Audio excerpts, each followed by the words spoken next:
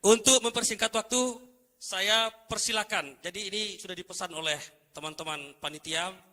Kami persilakan lebih dulu adalah Bu Nyai, kemudian nanti dilanjut oleh Mas Ali dan ditutup oleh Dr. Gamal. Karena untuk mempersingkat waktu, kami persilakan para pemateri masing-masing 10 menit, kemudian nanti kita akan melanjut dengan acara diskusi. Monggo, Bu.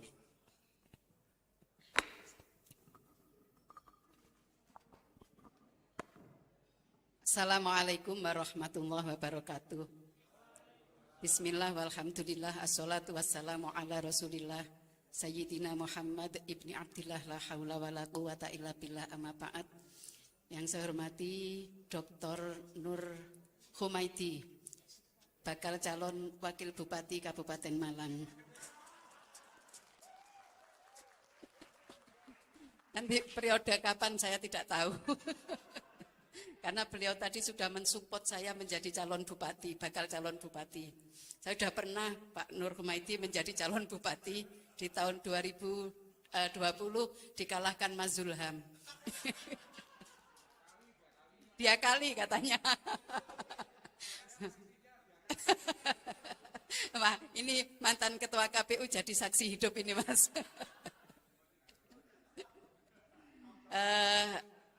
Adik-adik dari Pemuda Muhammadiyah daerah Kabupaten Malang maupun dari cabang-cabang Naisyatul Aisyah daerah dan cabang-cabang yang tadi baru dilantik, yang saya hormati dan saya banggakan.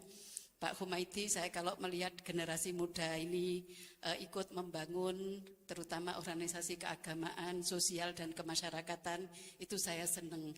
Berarti tugas-tugas kita ke depan itu sudah kita punya yang akan melanjutkan. Benar Pak Humaidi, saya pengurus Muslimat NU di Kota Malang. Saya sering dengan Bu Wajidiyah ketemu, diskusi, ya.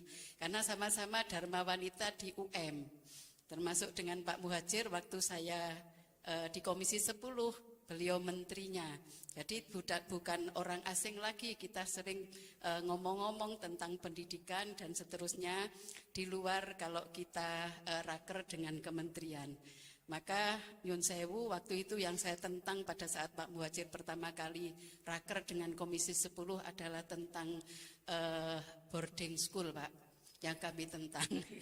Karena kami punya madrasah diniyah yang biasanya berkegiatan di sore hari, dengan adanya boarding school itu mereka merasa terancam.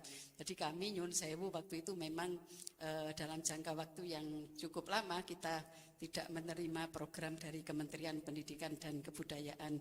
Sampai Pak Muhajir datang ke Tebuireng, datang ke Denanyar untuk memastikan kepada para pengasuh pondok pesantren bahwa program ini tidak akan mengikis kegiatan madrasah diniyah yang ada di kampung-kampung di Indonesia. Bapak Ibu dan anak-anak sekalian yang saya hormati, mungkin lebih tepat kalau saya mengatakan katanya mas-mas tadi, kalau pemuda, kalau saya menyebut adik-adik itu kesenjangannya terlalu jauh, ya, yang pantas anak-anak. Anak-anak sekalian yang saya hormati, barangkali saya perlu menyampaikan perjalanan politik saya. Saya ini berangkat dari PNS, guru SMA di SMA Wahid Hasim Malang. Selama 25 tahun, saya diangkat tahun 1986, pensiun dini di tahun 2013. Karena saya diminta oleh DPP PKB untuk menjadi bakal calon anggota legislatif mewakili Malang Raya dari unsur perempuan. Ini tuntutan undang-undang yang memang diperjuangkan oleh para aktivis perempuan supaya kita mendapatkan kursi yang representatif sehingga bisa memperjuangkan kepentingan perempuan di parlemen. Dan alhamdulillah jumlah anggota DPR RI PKB dari unsur perempuan di tahun saya masuk ke parlemen tahun 2014 jumlahnya hampir mencapai 30%. Ini salah satunya adalah memang berkat perjuangan kami-kami yang ada di lapangan. Kemudian 2020 saya diminta oleh Partai Maju Pilkada. Bismillah, saya sebelumnya tidak siap. Jadi karena tidak ada figur lain yang menurut beliau-beliau itu pantas untuk ditandingkan dengan calonnya Mas Zulham dari PDIP, ya, maka saya dipaksa untuk maju. Dan alhamdulillah kita kerja 4 bulan, Mas Zulham keteteran ya Mas Zulham ya. Saya hanya tak kalah 3% ya Mas KPU. Saksi hidup tadi. Saya hanya kalah 3% ya Mas ya. Saya kalahnya di dapilnya Cak Anam, Pujon, dapilnya Pak Sanusi. Gondang Legi saya menang di 18 kecamatan. Ya. Paling tebel menangnya Singosari, Pak. Makanya camatnya langsung diganti.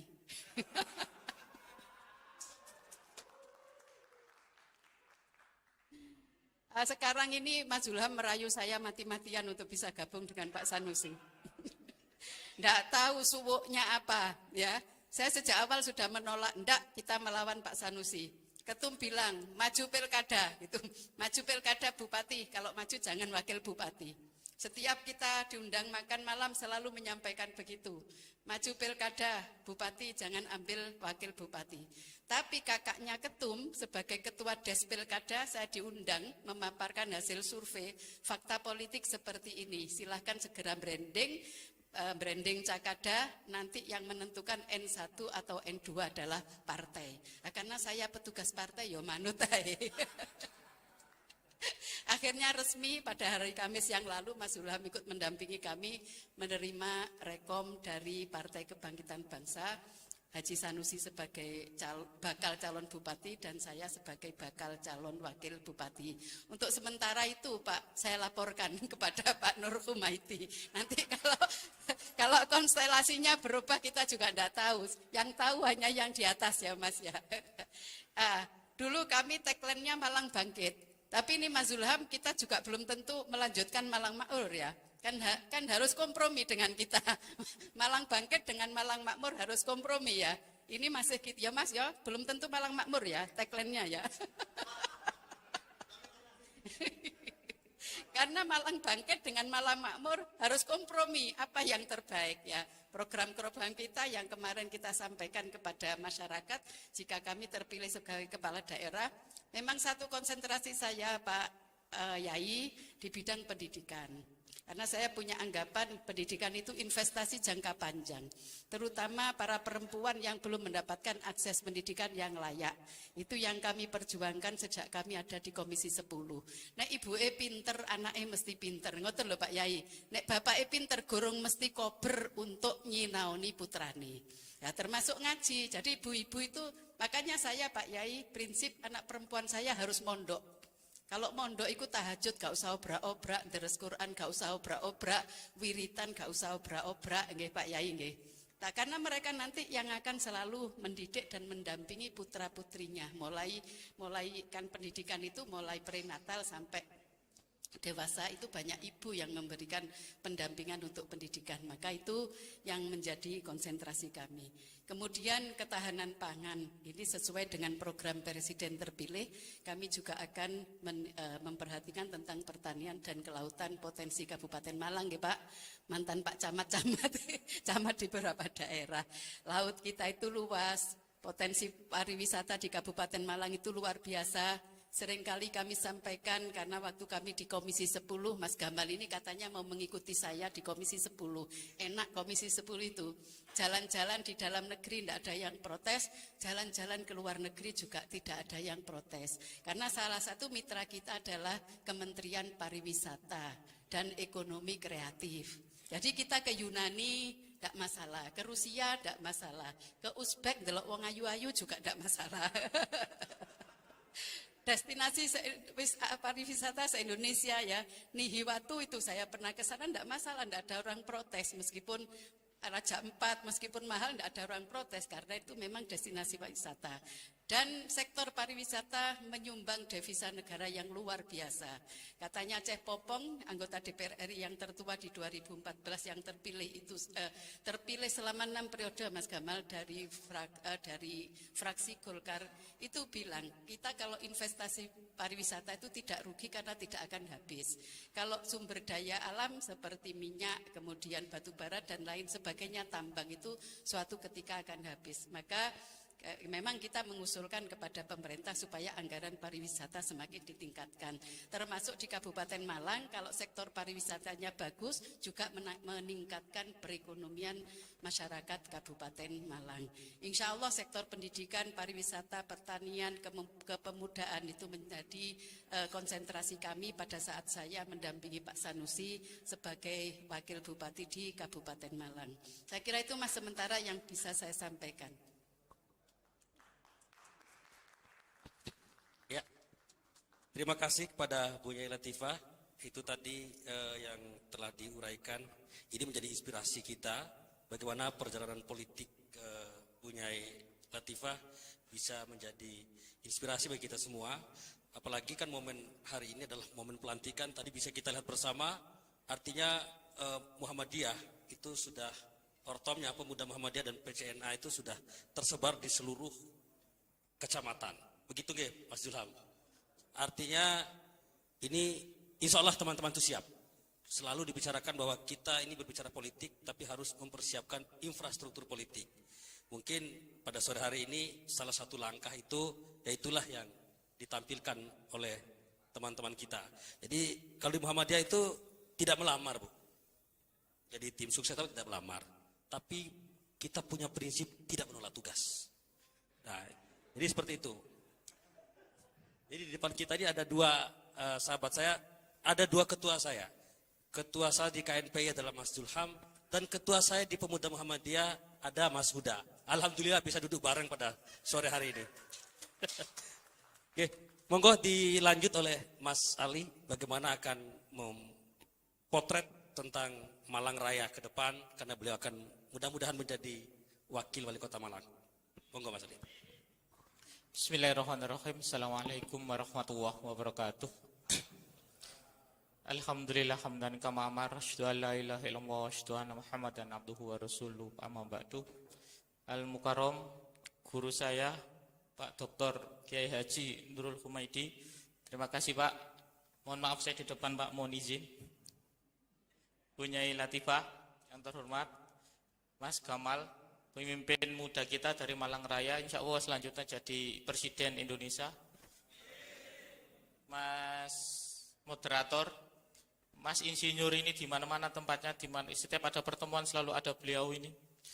Di Hikmah Pemuda iya, di LHK PPDM iya, saya nggak tahu jabatannya banyak, di KNPI juga iya, komunitas kontraktor juga ketemu.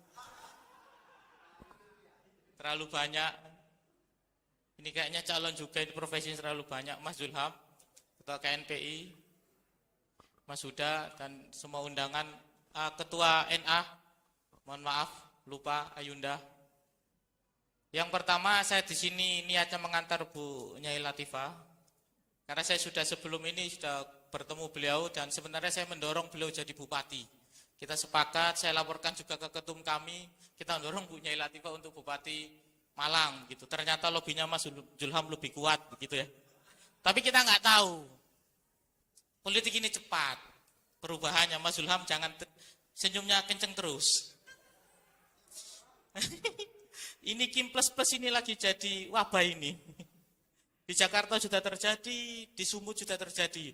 Jangan sampai lari ke Malang juga dan mengangkat Bu Latifah jadi Kim plus plus begitu ya. Apalagi doktrin dari Pak Nurul Humaidi tadi. Jadi memang politik kita hari ini agak unik-unik, susah ditebak begitu. Karena omongan politisi itu kalau kita ibaratkan bahasa di Balago itu kadang dikrul jus wa irodatil kul, atau dikrul makan wa irodatil mayakun misalnya. Kadang menyebut sebagian tapi yang diinginkan sebenarnya seluruhnya. Atau nyebut makan tempat tapi yang diinginkan adalah di dalamnya apa sih. Kadang-kadang politisi begitu, banyak belajar mantik dan balago mungkin, sehingga bahasa-bahasa yang sebelum final di KPU ya begitulah begitu. Dan saya di sini juga menegaskan, saya bukan sebagai calon wakil wali kota ya, karena posisi ini lokusnya nggak tepat. Ini yang ngadain juga bupati, PDPM dan NA kabupaten begitu kan. Nanti bahasanya tidak muktadul hal begitu. Jadi sekali lagi kalau saya sebagai senior AMM iya, karena saya pernah di Pemuda begitu saja. Kalau Dr. Gamal kan jelas, DPR terpilih Malang Raya, cocok lah yang ngomong di kabupaten, kota, batu. Kalau saya nggak cocok sebenarnya. Saya visi misi di sini bukan pemilih saya. Iya toh? Jadi kalau sebagai senior AMM oke lah. Tapi posisi yang penting saya mengantarkan Bu Nyai Latifah ketemu keluarga besar Muhammadiyah. Begitu saja. Kalau visi misi yang tadi disampaikan juga begitu. Karena tadi itu kita kadang-kadang prinsipnya kalau bagi saya ya kalau ikut ajarannya Bu Nyai Latifah ya prinsip kita ikut pilkada, ikut apa itu kan fastabiqul khairat. Kalau bagi saya fastabiqul khairat itu bukan hanya berlomba-lomba dalam kebaikan tapi memenangkanlah perlombaan misalnya. Jadi harus menang. Kalau ikut perlombaan gak menang kan gak jadi ya rugi lah sebenarnya. Iya kan kalau Mas Zulham nyalon jadi menang begitu. Yang kalah ambil hikmahnya begitu. Iya. Tapi kalau ada wanita petarung kayak Bu Nyai Latifah luar biasa. Sebenarnya kemarin saya ingin mentarungkan lagi dengan incumbent sebenarnya. Sudah 2 kali pertemuan kita oke. Sekuat tenaga walaupun PSI di kabupaten nggak punya kursi gitu kan. Tapi kan kita lobby lumayan dapat Kim plus itulah rencananya begitu. Tapi ternyata lobby Mas Zulham lebih kuat gitu. Ya itu tadi nggak tahu istiqorohnya Bu Latifah akhirnya kalah begitu dengan lobby yang lebih mungkin istiqorohnya Mas Zulham lebih kuat. Istiqoroh politiknya. Tapi bagi saya kalau soal pilkada, soal kepemimpinan, maka prinsip yang sudah diajarkan oleh salafus soleh kita bahwa al-muhafadzatu alal qadimi soleh wal ahdu bil jadidil asla itu penting. Artinya kepemimpinan keberlanjutan inilah yang kemudian harus diterapkan. Tidak boleh kemudian satu kepemimpinan selesai dan kemudian ada lagi. Karena dalam konteks kebijakan yang lebih makro, maka yang terpenting adalah kepemimpinan dan kebijakan yang berkelanjutan. Ini penting. Nah, mungkin itu juga yang ingin diterapkan Bu Nyai Latifah di kabupaten. Melanjutkan dulu 1 periode Pak Sanusi, selanjutnya Bu Latifah, begitu ya. Semoga amin, begitu. Proses ini penting. Mungkin prinsip itu juga yang jadi prinsip, saya nggak tahu, sepertinya, begitu kan. Tapi bagi saya itu, bagi anak muda pun sama. Boleh punya mimpi besar, tapi yang baik harus tetap dijaga. Dan mengambil yang lebih baik tentu lagi. Dari proses misalnya, isu-isu yang di Malang Raya yang hari ini terus menjadi isu besar adalah pertama sembako mahal atau kedua pendidikan, ketiga lapangan kerja.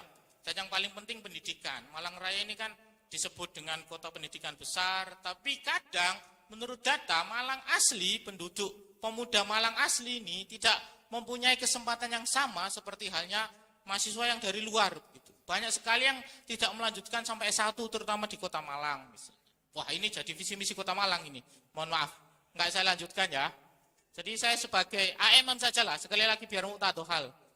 Jadi prinsipnya itu dalam konteks kepemimpinan. Dan tadi Pak Humed juga bilang bahwa kalau IMM tantangannya cuma di pendidikan. Sebenarnya Pak, tantangan utama IMM ini di pemuda dan NA. Mereka ini keluarga baru. Secara ekonomi pasti belum mapan nih. Saya yakin nih, punya anak kecil-kecil nih. Punya anak kecil, meninggalkan anak dan organisasi ini pilihan yang sulit. Kalau mahasiswa Pak, gampang pilihannya.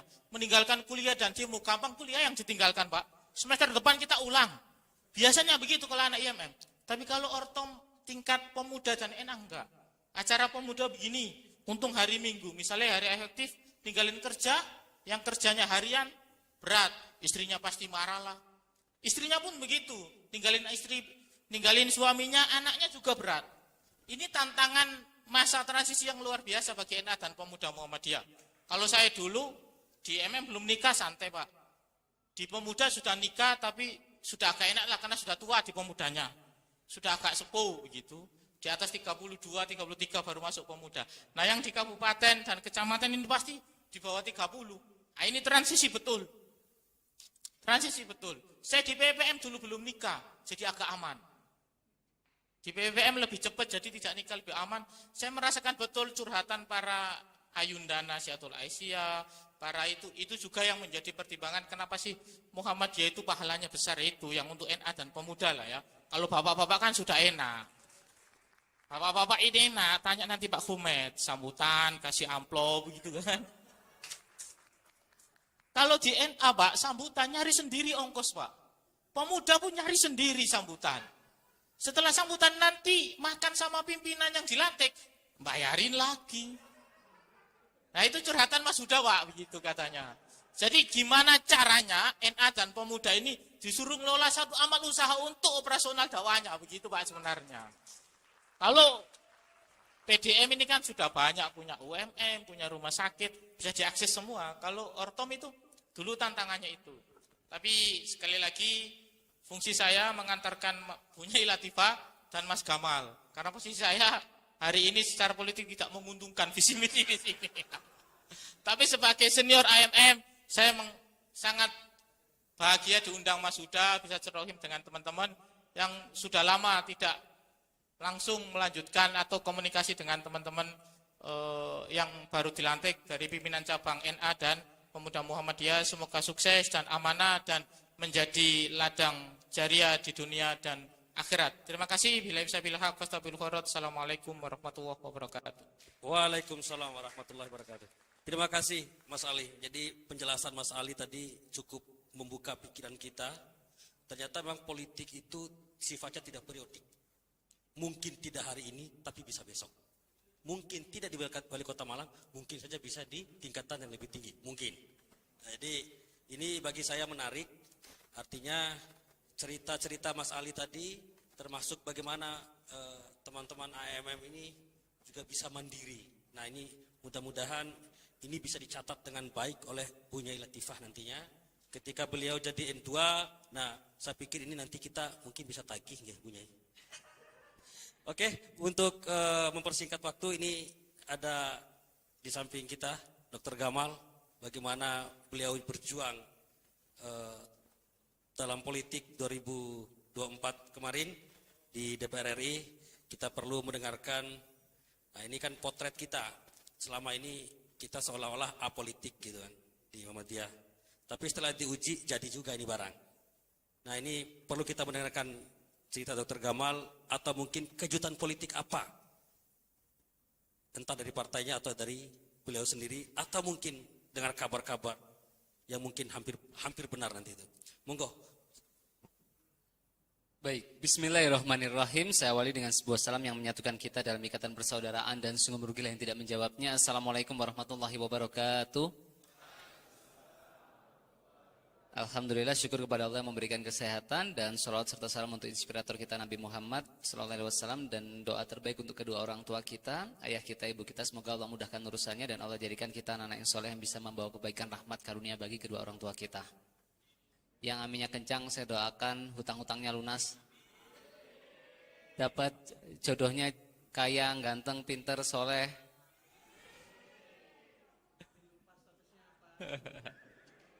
Yang saya muliakan Pak Nurul Humaidi, salam takzim dari saya, dan Mas Huda, matur sembah nuwun. Hadir juga Mas Zulham, matur sembah nuwun atas kehadirannya. Dan yang kita muliakan Bunyai Latifah, semoga sehat berkah selalu dan bisa Allah mudahkan dalam ikhtiarnya. Dan Mas Ali Mutohirin yang sedang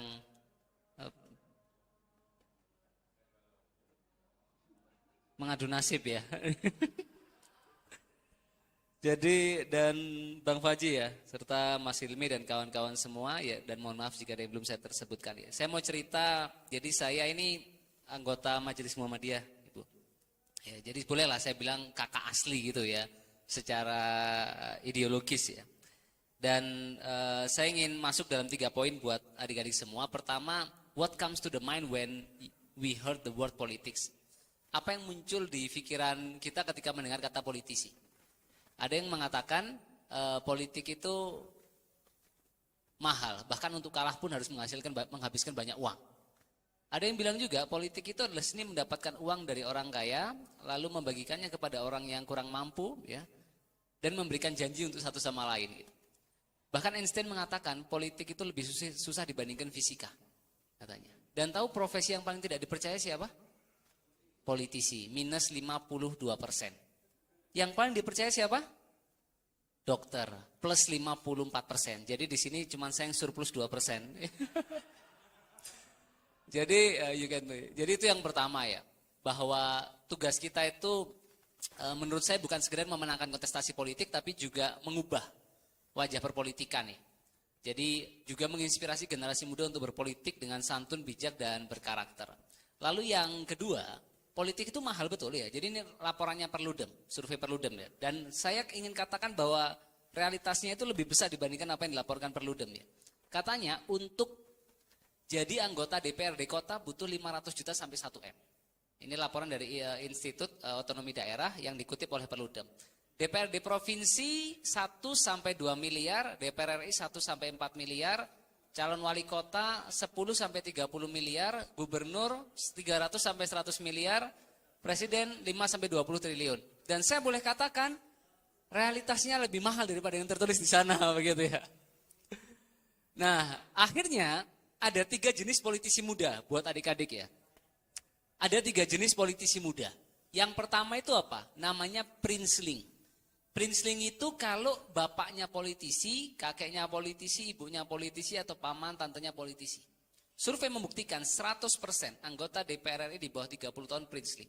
Bahkan di banyak negara 60%, 70% ya. Itu di bawah 40 tahun princeling, bayangkan. Yang kedua, tafling. Menguasai organisasi pemuda, ya, saya partai, mohon maaf di teori ini nggak enak tapi saya perlu sampaikan. Di teori ini disampaikan apa? Kalau dia ketemu good father, bahasa Indonesianya bohir, dia akan berhasil kali politiknya. Tapi kalau tidak, dia akan selalu di anak tangga politisi ya. Bohir sinten, Mas Ali?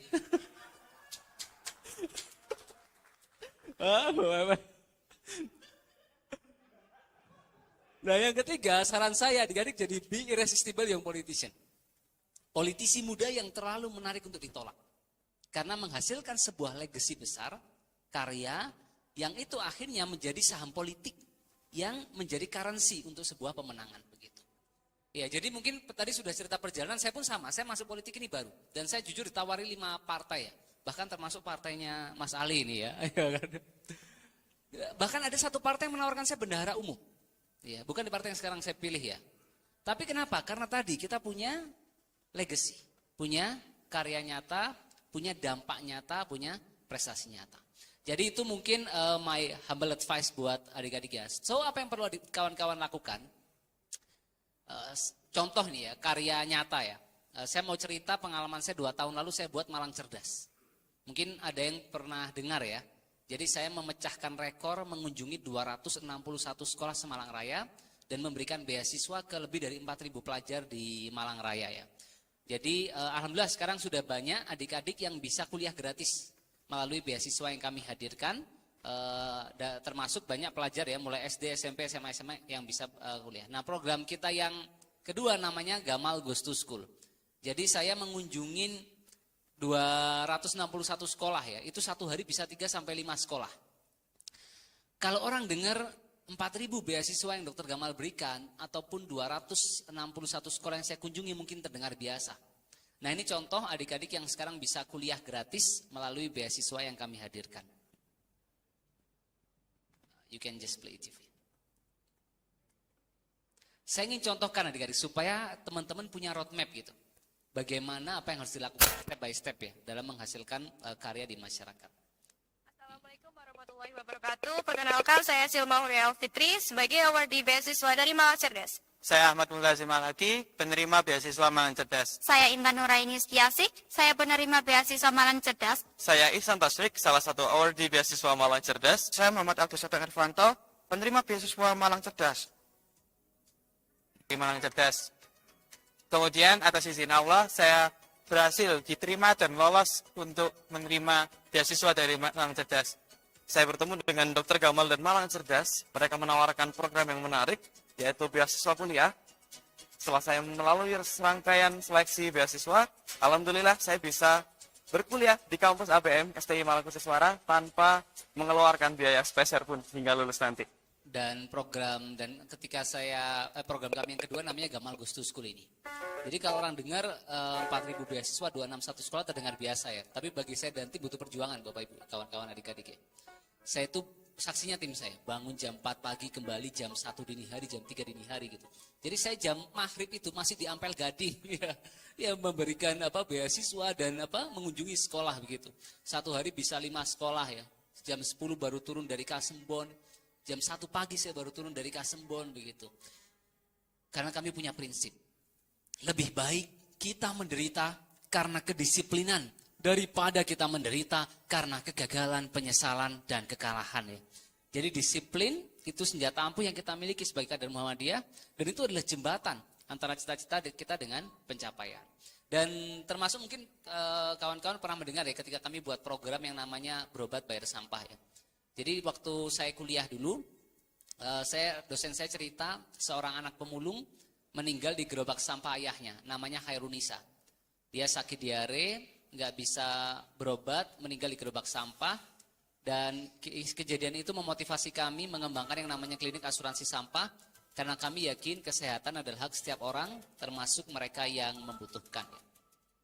Dan kami bersyukur ini nggak bermaksud sombong, cuman sedikit pamer ya, sama aja ya. Kita diapresiasi berbagai negara, misalkan ini ketika di Peru dan di Jerman. Kamal, I will be decided from Middle East and Medica joining on the stage for the prize giving ceremony. So why don't you come stand?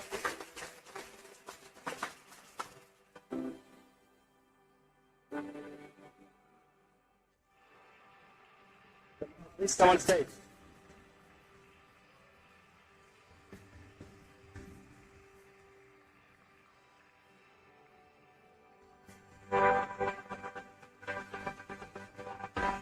Termasuk akhirnya karena bahkan salah satu hal yang kami suka itu kan sharing inspirasi ya. Kami bersyukur waktu itu saya kuliah datang ke ruangan dosen saya bilang, "Dok, saya mau jadi inspirator kayak dokter," gitu. Sampai terbawa mimpi bangun jam 1 malam, mimpi bicara di panggung besar di kampus saya, dan apa yang terjadi 5 tahun kemudian. Предприниматель Гамаль Альбин Саид, Индонезия. Финалист шоу «Народный артист и голос» Alexander Panayota. Ini bukan nari atau nyanyi ya, jangan salah ya. As a medical doctor, I say that it's so not Stadion Piala Dunia.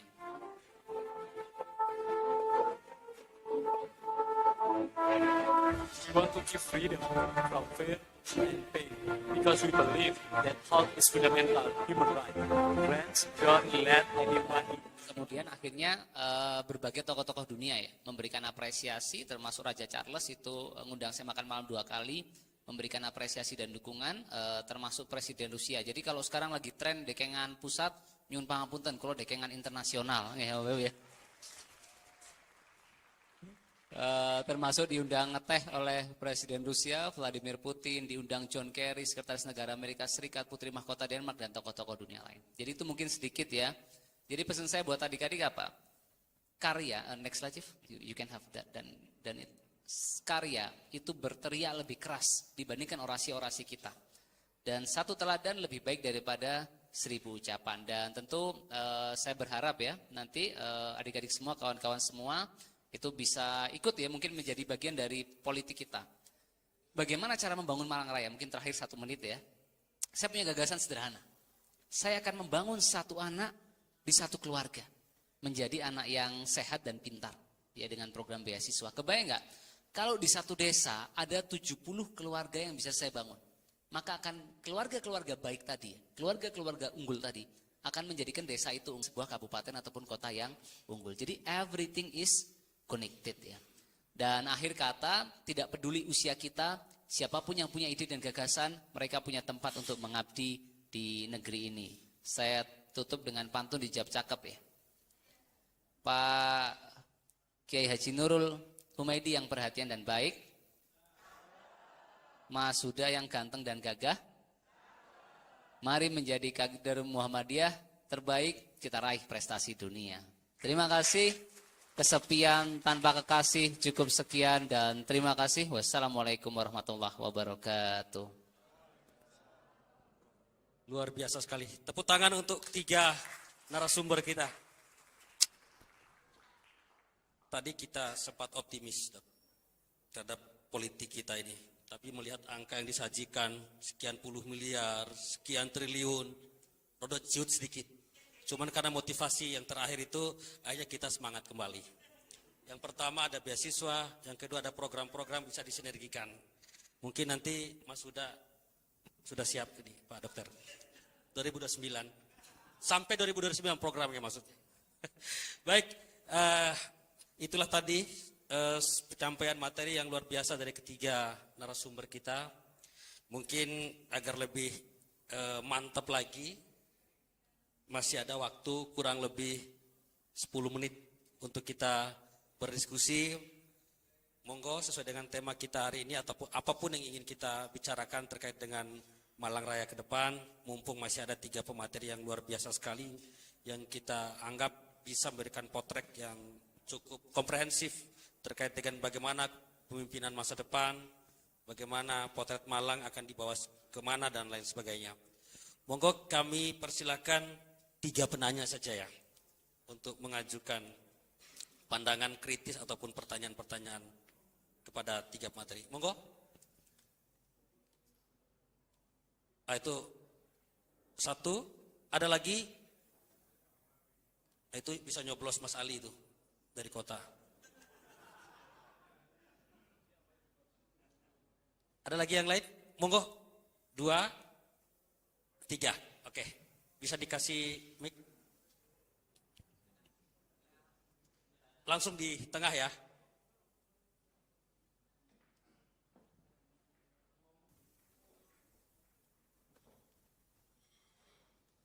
Ya, Assalamualaikum warahmatullahi wabarakatuh. Salam, mohon perkenalkan diri ya. Nama saya Nafil Yunus, S1 di Universitas Muhammadiyah Malang, yang kebetulan juga juniornya Mas Ali Muthahirin.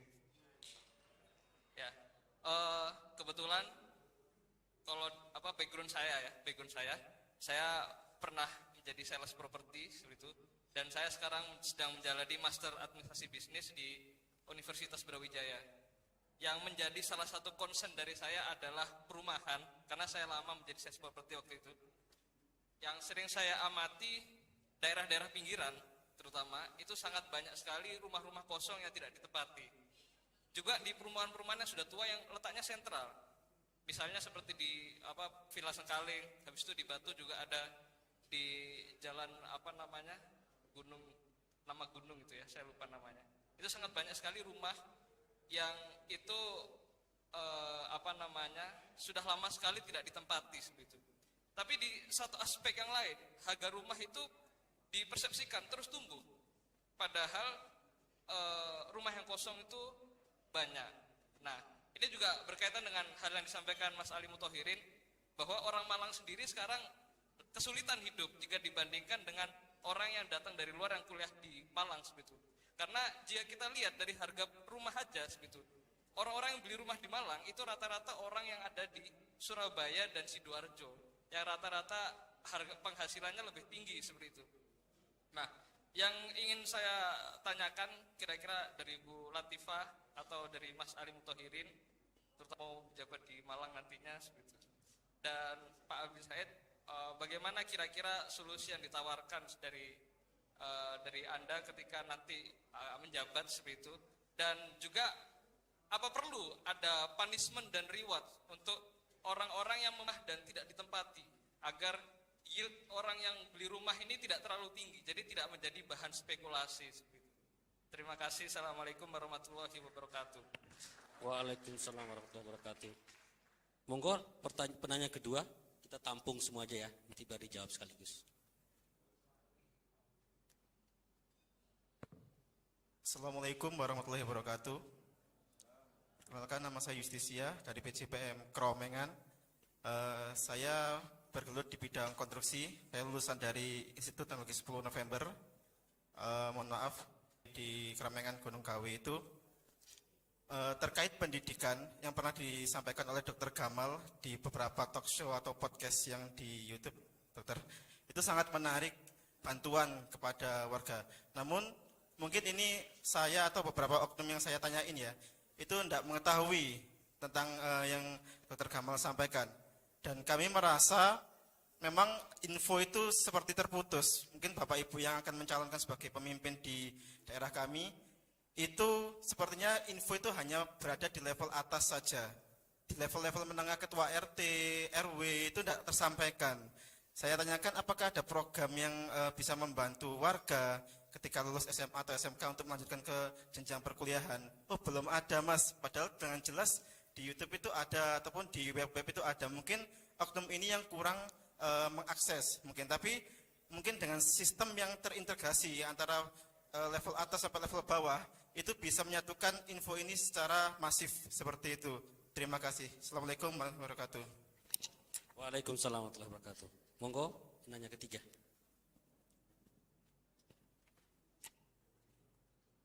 Baik, terima kasih atas kesempatannya. Perkenalkan, nama saya Solikun Jaidin dari PCPM Wajak. Oke, yang langsung saja yang saya tanyakan terkait program yang sudah disampaikan. Ini mungkin saya menjurus saja langsung kepada kesejahteraan. Ya. Apalagi ini nanti berkaitan dengan pendidikan terutama Ibu dan juga Dr. Gapan. Karena saat ini di pendidikan di kita itu terutama guru honorer terutama itu masih banyak yang mengalami istilahnya diskriminasi di bawah gitu. Nah, mungkin bisa sedikit mungkin nanti bisa dipaparkan program terkait ini. Terima kasih. Baik, terima kasih kepada tiga penanya. Mungkin tadi sudah dicatat oleh para narasumber kita. Untuk menjawabnya kita urutkan. Oh, Mas Ali dulu. Monggo. Karena pertanyaan pertama kota tadi. Ini ada KTP, beli rumah di Malang, KTP-nya nggak Malang. Ini kan nggak coblos juga itu. Ya, terima kasih. Kayaknya yang tanya ini lawannya pebisnis properti ini. Kalau pebisnis ya ditempati nggak ditempati, yang penting rumahnya laku gitu. Iya nggak Mas Basir? Mana Mas Basir yang kontraktor ini? Mas Faji, Saman sudah selesai jadi marketing properti ya. Kalau marketing kan yang penting laku gitu. Nah, ini juga sebenarnya kondisi umum. Malang ini kalau menjadi kota pensiun ya begitu. Kalau jadi kota pensiun ya begitu. Jadi rumahnya ada tapi putaran ekonominya nggak banyak. Karena kalau sudah mau pensiun itu orangnya irit. Hidupnya juga ya begitu, paling makan pecel sudah seneng. Iya, yang mau pensiun jangan sampai, kalau memang itu tantangan ke depan kota Malang dan umumnya Malang Raya kayaknya. Kalau menjadi kota pensiun memang begitu. Rumahnya ada, kadang orangnya nggak ada, kadang itu. Kadang kesini cuma Sabtu Minggu begitu saja. Ya itu risiko.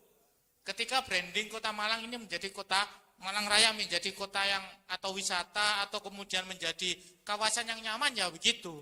Tapi itu tidak bisa kita ambil kebijakan karena yang bisa kita ambil kebijakan misalnya khusus yang beli rumah harus KTP Malang, nah, kontraktornya nggak laku nih. Masalah juga putaran ekonomi nggak ada, iya kan? Nah pola-pola itu memang harus menjadi kesadaran bersama dan itu tantangan umumnya Malang Raya ke depan begitu tantangannya. Kalau menjadi kawasan nyaman akan menjadi kawasan pensiun ya begitu. Rumahnya besar, kelihatannya mewah, penghuninya sedikit, putaran ekonominya juga membahayakan. Seriusin, putaran ekonominya ke depan akan membahayakan. Kalau itu, karena tidak menjadi kota yang produktif. Produktivitas kita hanya pada dunia pendidikan saja, kos-kosan, rumah makan, dan lain sebagainya. Tapi wilayah-wilayah perumahan pasti akan begitu. Ini tantangan juga bagi kontraktor-kontraktor baru nih. Ke depan akan begitu, ya tapi laku tetap, cuma nanti itu. Yang kedua yang perlu diperhatikan adalah sebenarnya tantangannya bukan itu. Kalau di kota Malang itu adalah keterbatasan lahan kuburan. Karena banyaknya perumahan yang tidak sesuai sebenarnya. Banyaknya klaster-klaster 20 rumah, 30 rumah itu yang kemudian tidak punya tanah kuburan. Di kota Malang menjadi masalah utama. Saya nggak tahu kalau kabupaten mungkin masih luas, tapi kalau kota Malang betul dan banyak di Permata Jingga dengan kawasan sebelahnya rebutan tanah kuburan dan lain sebagainya. Karena tidak ada kebijakan yang tegas bahwa perumahan harus menyediakan lahan kuburan. Sehingga kalau di perkotaan mungkin muncul kayak kawasan di Jakarta dan Jawa Barat. Tapi kita membatasi untuk orang beli rumah dan investasi itu nggak bisa. Karena itu bagian dari roda ekonomi dan sudah diatur bahwa siapapun boleh membeli rumah dengan uangnya sendiri misalnya boleh, kecuali itu TPPU atau uang korupsi baru kita sita. Tapi kalau enggak kan nggak bisa. Misalnya Mas Basir punya rumah 10 nggak dijual-jual, nggak dipakai, banyak rumahnya beliau itu. Kayaknya ada 20 belum dipakai semua. Nganggur itu Mas, di Daus itu. Saya nggak tahu mau dijual, mau ditempatin, mau dikontrakan juga nggak ada. Nah itu harus ditegur tuh, itu ketua sekretaris PDPM. Tapi ke depan memang itu juga nggak bisa kita batasi, karena ketika menjadi kota nyaman dan itu menjadi hal yang lumrah, seperti halnya Bogor, seperti halnya Bandung, tempat-tempat yang lain pun mengalami yang sama dan Malang akan mengalami itu. Ke depan harus diatur pula bahwa kota nyaman, kota pensiun, tapi stabilitas ekonomi, putaran ekonomi tetap dijaga, itu yang lebih penting untuk mengawal keberlanjutannya. Mungkin itu yang berhubungan dengan saya, karena saya disebut tadi ya. Nah selanjutnya mungkin di kabupaten, Mas Kamal dan Bu Nyai Latifah, monggo.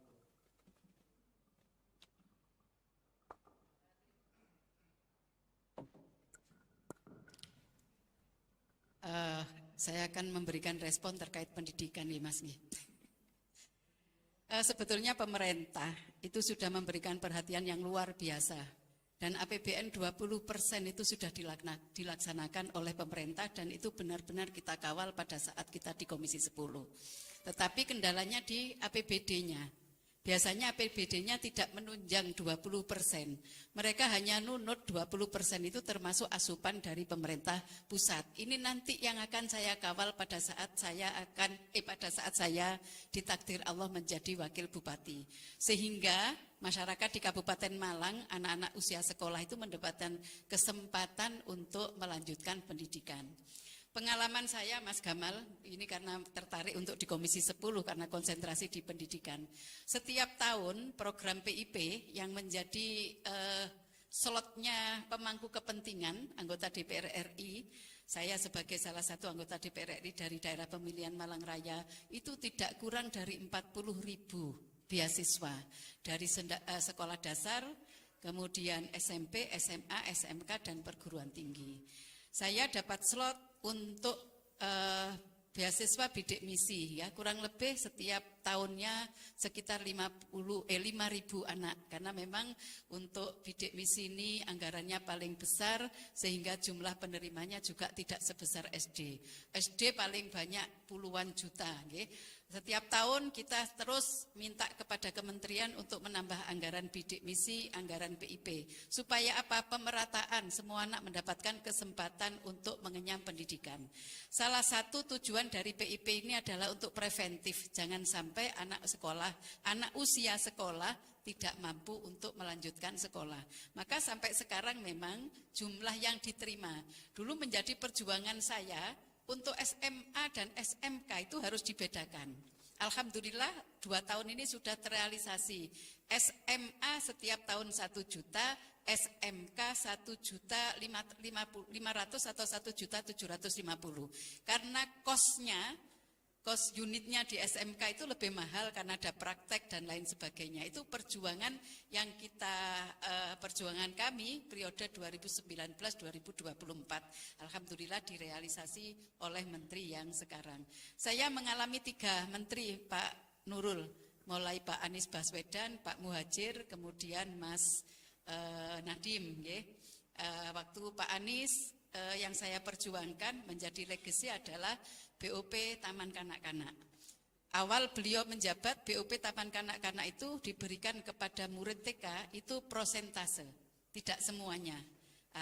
Suatu ketika Pak Anies berkunjung ke beberapa negara, setelah itu beliau raker melaporkan kepada Komisi 10 hasil-hasil kunjungan beliau. Salah satunya terkait dengan pendidikan prasekolah atau taman kanak-kanak. Beliau menyampaikan beberapa negara maju itu lompatannya luar biasa karena perhatian pemerintah terhadap pendidikan anak usia dini. Kemudian pada saat pendalaman, karena saya ini Ketua Yayasan Pendidikan Muslimat NU di Kota Malang, yang punya lembaga 61 Taman Kanak-Kanak dan Raudhatul Atfal, muridnya tidak kurang dari 5.000, gurunya sekitar 400 orang. Jadi konsentrasi saya kesejahteraan guru dan untuk memberikan kesempatan anak-anak ini bisa mendapatkan layanan pendidikan berkelanjutan. Akhirnya saya usul kepada Pak Anies, kalau memang seperti itu Pak, seharusnya kita memperjuangkan semua anak murid TK itu mendapatkan biaya operasional pendidikan. Jadi tidak prosentase yang seperti berlaku sekarang.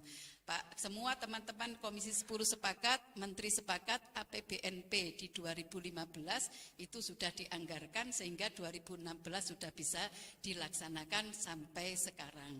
Cuma yang masih menjadi pemikiran kami, yang Madrasah Ibtidai Raudhatul Atfal, Madrasah Ibtidaiyah, Madrasah Sanawiyah, dan Madrasah Aliyah itu belum mendapatkan fasilitas, belum bisa mendapatkan fasilitas yang sama dengan yang ada di bawah Kementerian Pendidikan dan Kebudayaan. Ini PR kita, Mas Zulham, nanti kalau panjenengan di parlemen, di DPRD Kabupaten Malang, ini juga yang perlu kita pikirkan. Karena apa, di Kabupaten Malang itu secara objektif muridnya, nggih Pak Camat nggih, murid antara yang mereka yang di SD atau di bawah Kementerian Pendidikan dan Kebudayaan dan yang ada di Kemenak itu mungkin lebih banyak yang ada di Kemenak nggih. Masih ya, itu yang belum mendapatkan perhatian. Saya itu sampai sama teman-teman Komisi 8. Wis lah, ayo ijol program sama tak kei PIP nih. Sekolah yang di bawah Kemenak saya minta yang Dikbud saya minta yang Kemenak. Mereka tidak dapat seperti yang kita dapatkan di Komisi 10. Itu yang masih menjadi PR Mas Gamal nanti kalau duduk di DPR RI. Saya menitipkan itu kepada teman-teman fraksi karena mereka orang tuanya sama-sama membayar pajak ya, mestinya juga mendapatkan fasilitas yang sama. Memang untuk kesejahteraan guru ya, P3K saya dengar, saya baca di berita online beberapa saat yang lalu Pak Bupati sudah melantik beberapa teman-teman yang mendapatkan P3K nggih Pak, nggih Pak nggih. Dan alhamdulillah itu digaji sama dengan PNS nggih. Cuma ini kepangkatannya sama dengan guru yang menerima apa namanya? Tunjangan profesi ya, itu kan juga ada impasing ya Pak. Mas Gamal, kalau kita sebagai pemangku kepentingan, saya itu membantu teman-teman impasing ya untuk menyamakan ketingkatannya seperti dengan PNS. Mereka sudah antri sampai 3 tahun SK-nya tidak turun-turun. Kemudian pada waktu kita reses serap aspirasi, mereka menyampaikan kepada kami, kita bantu. Gak sampai saulan sudah mudun SK-nya ya. Nah, itu peran kita sebagai pemangku kepentingan karena saya waktu itu sebagai perwakilan masyarakat Malang Raya. Jadi memang benar-benar saya perjuangkan terutama guru-guru yang ada di sekolah-sekolah swasta. Mereka banyak yang hidupnya seperti yang disampaikan Mas dari Kromengan ya Mas G, bahwa guru-guru swasta ini masih banyak yang pendapatannya di bawah UMK.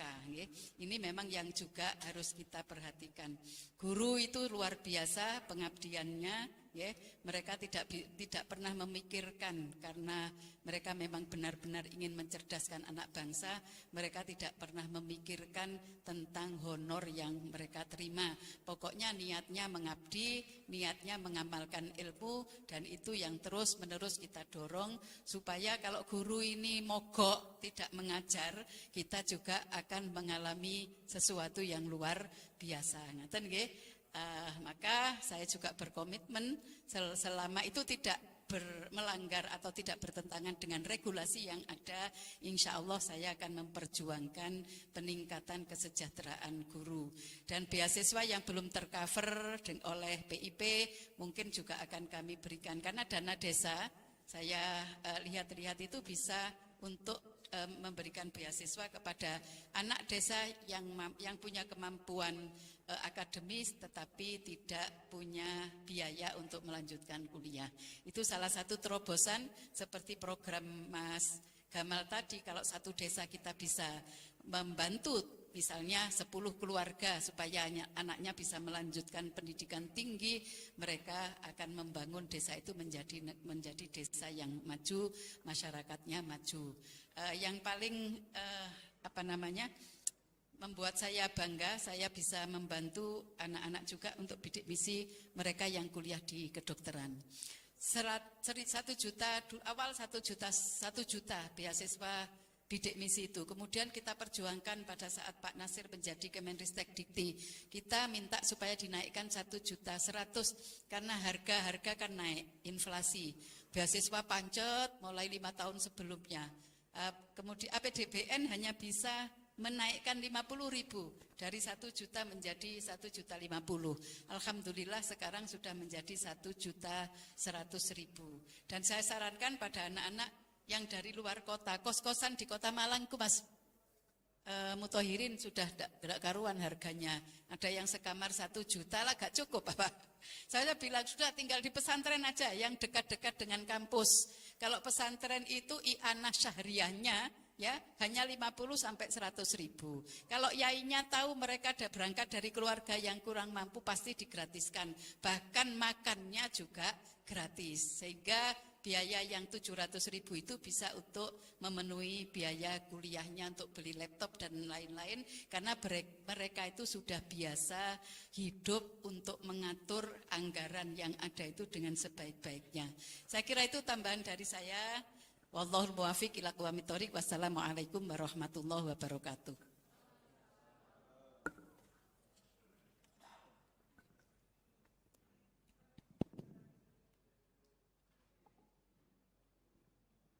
Baik, masih semangat? Iya, pertama Mas Nafil ya, itu contoh pemuda yang rajin nge-gym. Jadi mungkin anak-anak muda kita lain bisa belajar dari Mas Nafil. Yang pertama soal ini ada 2 aspek saya lihat ya. Jadi ini namanya quarter life crisis. Quarter life crisis itu adalah anak-anak muda merasa insecure dalam konteks financial relationship ya dan karir gitu. Nah itu banyak faktor, termasuk salah satunya tadi mereka quarter life crisis itu karena mereka akhirnya tidak yakin dengan kemampuannya mampu membeli rumah di usia muda. Dulu ayah-ayah kita ya itu usia 30-40 tahun sudah bisa beli rumah, 30 tahun bahkan. Nah sekarang banyak generasi milenial usia 30 akhirnya belum sampai di level itu. Nah faktornya apa? Saya lihat ada 2 aspek ya. Orang sering bilang bonus demografi itu sebenarnya tantangan buat teman-teman. Saya kasih pandangan lain soal ini ya. Jadi ada namanya supply and demand kan. Kalau bonus demografi, SDM ini kan supply. Ya, supply-nya meningkat, tenaga kerja meningkat. Tapi lapangan kerja nggak bertambah. Apa yang terjadi? Akhirnya banyak yang tidak tertampung seperti kata Bu Latifah. Atau yang kedua tadi, perusahaan itu sekarang bisa kalau mau gaji nggak harus tinggi-tinggi banget karena banyak yang ngantri.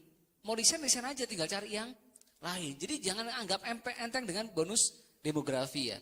Nah kalau dilihat survei memang Gen Z sama milenial beda. Kalau saya bedah datanya ya, di Gen Z itu ketika ditanya masalah utama apa? Jobs. Tapi begitu ke milenial, di survei masalah utama apa? Price ya. Harga kebutuhan pokok karena udah nikah. Ya, jadi, nah itu memang tantangan. Nah solusinya apa? Pertama menurut saya dalam konteks perumahan itu 2 aspek. Bukan cuma harga perumahannya yang naik gitu. Tapi masalah bagaimana mengempower anak muda tadi supaya punya kemampuan. Walaupun orang Malang yang beli, tapi kalau yang beli orang tua, anak muda kan juga nggak bisa beli gitu. Jadi konsepnya itu bukan sebetulnya menurut saya ya, bukan dalam konteks orang luar beli di Malang gitu, tapi gimana anak muda itu mampu. Nah pertama apa? Pemodalan. Karena surveinya kalau ditanya kenapa anak muda nggak bisa mulai usaha, itu angka yang paling tinggi 27% karena nggak ada modal. Jadi clear to the point, pemerintah itu bisa langsung anggarkan pemodalan, usaha, dan pendampingan buat anak-anak muda. Nah masalahnya apa? Program pemerintah itu sekarang kerap kali nggak efektif di bawah. Misal PIP buat pendidikan ya, habis dibagikan dibuat yang lain gitu kan. Modal dibagikan ya udah buat kebutuhan luar rumah gitu. Nah ada namanya conditional cash transfer itu sekarang dipakai di banyak negara-negara maju. Intinya kamu dapat uang kalau melakukan sesuatu, ada conditional faktornya. Atau yang kedua, ini contoh case ya, saya pernah dapat pendanaan di berbagai negara yang bagus itu di Peru. Di Peru itu saya dapat pendanaan pertama. Kalau saya mau dapat pendanaan kedua yang nilainya lebih besar, saya harus mencapai KPI yang pertama. Kalau saya mau dapat yang ketiga, dia lebih besar lagi dibandingkan yang pertama dan kedua, saya harus mencapai indikator. Jadi pendekatan conditional cash transfer dan pendampingan ya, usaha gitu. Bahkan sekarang kalau saya boleh kritik, banyak program pendampingan usaha yang mendampingi bukan orang yang jago usaha gitu kan. Jadi akhirnya menjadi sebuah problematika. Nah itu mungkin yang solusi yang pertama, pemodalan, pendampingan. Yang ketiga itu adalah high skill and life skill ya. Jadi life skill anak-anak muda itu sekarang nggak dapat di sekolah ya. Jadi life skillnya itu begini, financial management. Itu nggak dipelajari di sekolah. Di kampus juga nggak dipelajari. Bahkan yang ekstrim, sarjana ekonomi, nikah sama sarjana ekonomi, cerai karena masalah ekonomi. Gitu kan ya. Karena nggak punya life skill soal financial management. Jadi ya to the point menurut saya dalam konteks kita, mungkin pemangku ataupun dalam konteks organisasi ya latih anak-anak muda kita punya life skill. Itu nggak bisa teman pelajari. Life skill apa? Soal communication, conflict resolution, lalu bagaimana resiliensi, financial management, itu skill-skill kehidupan. Kan sering lihat ya teman kita yang nilainya bagus tapi susah cari kerja. Sebaliknya yang nilainya pas-pasan, life skillnya bagus gitu. Nah itu menurut saya concernnya. Termasuk yang kedua adalah high skill, selain life skill. High skill itu begini. Kenapa perusahaan-perusahaan sekarang nggak invest ke Indonesia? Apple, Tesla, banyak geser ke Vietnam. Salah satu penyebabnya adalah karena SDM Indonesia itu dianggap high skillnya belum memadai. Gampangnya gini, mereka buat pabrik di sini, anak-anak muda kita nggak bisa ngerjain. Soal digital skill, masalah kemampuan digital, ya dan lain sebagainya ya. Nah itu concernnya menurut saya, meningkatkan life skill sehingga anak muda punya pendapatan yang memadai, sehingga willingness ya untuk membeli rumah itu bisa diakomodir. Lalu yang kedua mungkin saya langsung konteksnya program itu diketahui di level elit ya menurut saya dalam dua aspek ya. Satu, tetap teman-teman perlu membangun relasi dengan pihak-pihak di politik seperti yang disampaikan Bu Latifah. Jadi anggota baik kepala daerah, anggota DPR itu kan punya akses ya terhadap berbagai program yang itu bisa dijangkau oleh teman-teman semua. Nah yang ketiga saya sepakat soal masalah kesejahteraan guru. Saya punya datanya Mas. Jadi saya tuh sudah mengkaji ya masalah-masalah pendidikan sama kesehatan di Indonesia lengkap gitu. Nah kalau bicara masalah kesejahteraan, bahkan profesi yang paling banyak terjerat pinjol siapa? Guru. Ya. Bahkan kalau teman-teman lihat datanya ekstrim tuh 42% ya. Guru itu penghasilan di bawah 2 juta, bahkan guru honorer lebih ngeri.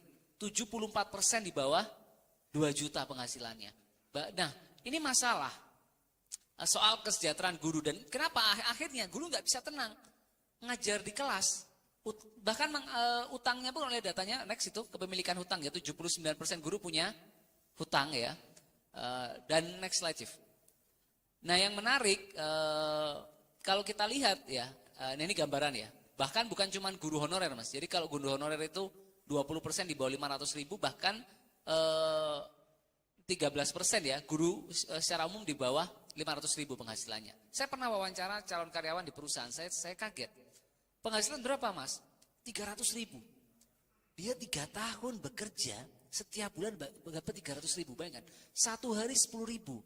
Itu gimana buat kesehatan, gizi anak-anaknya, misalkan keluarganya dan lain sebagainya. Next. Jadi menurut saya ini, oke, next slide Chief. Nah, back slide. Nah, ini bahkan riset no limit paling banyak guru terjerat pinjol.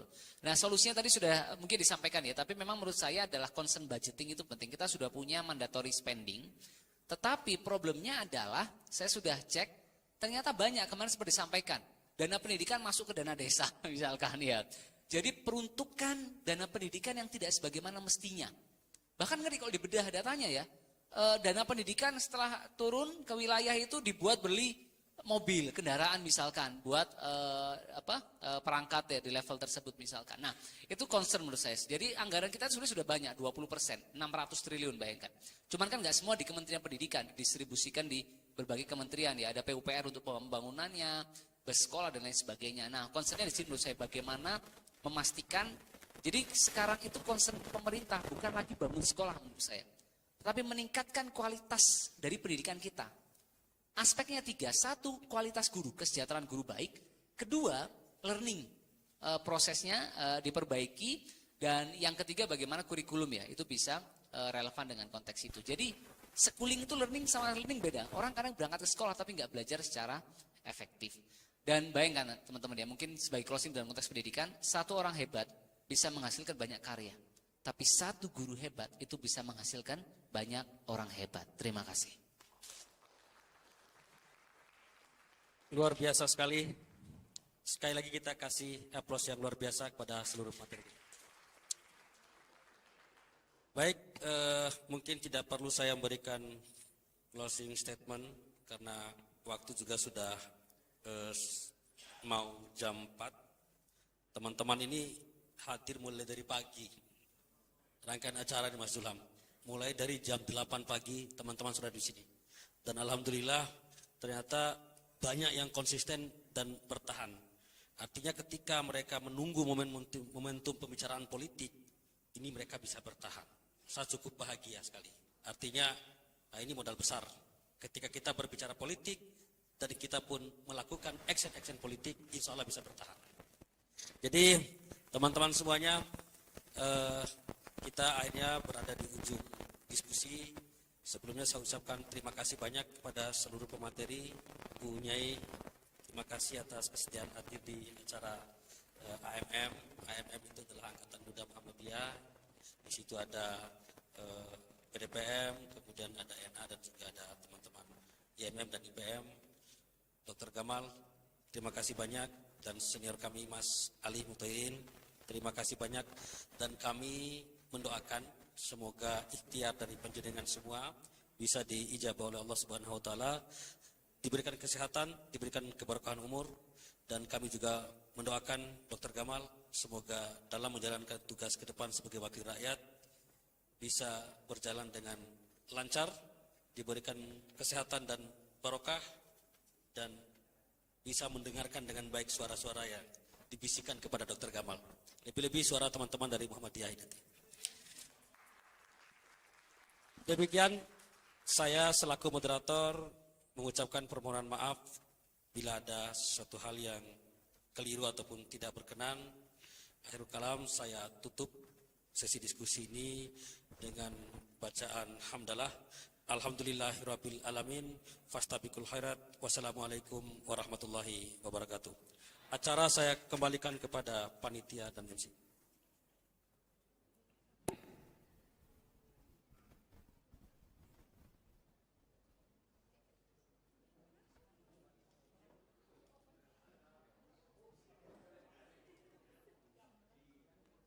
Menginjak acara selanjutnya yaitu pemberian cenderamata yang akan diserahkan oleh Ketua PDPM dan juga PDNA.